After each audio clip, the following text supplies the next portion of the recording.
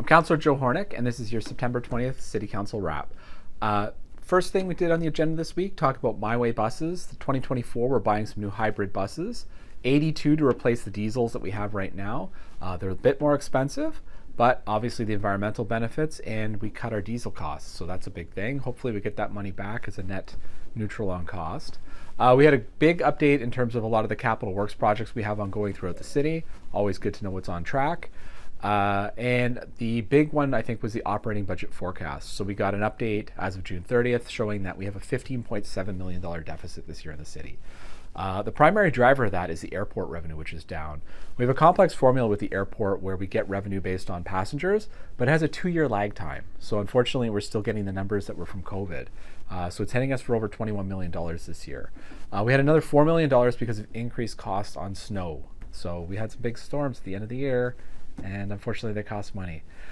On the positive side, we had a $5 million increase, more than we were expected on transit ridership. Transit ridership's exploding right now. We've heard a lot about that at my transit committee. So that's a positive thing for a lot of good reasons.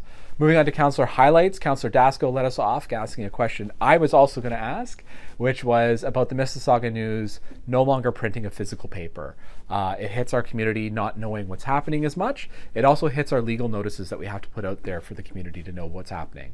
So that was a good question. I had 2 questions myself. One on that related note would be could we improve the city's website page that releases our press releases and make that a bit more friendly for people to want to visit it?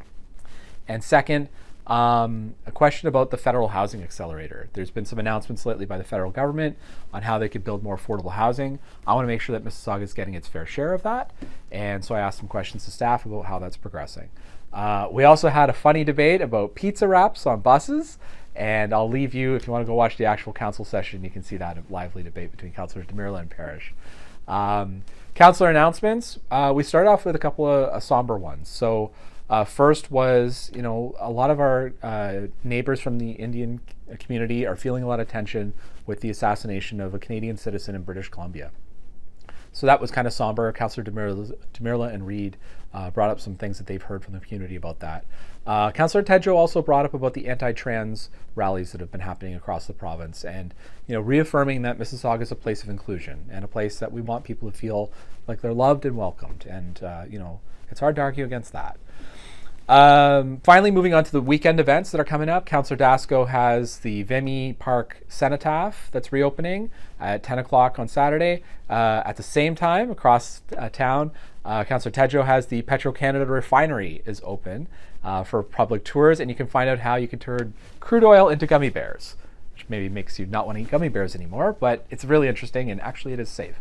Finally, I've got a walk coming up on the Cullum Trail with Councillor Butt, 10 a.m. this Saturday up in Streetsville, so I'm looking forward to that. And that's your council wrap this week. Thanks very much.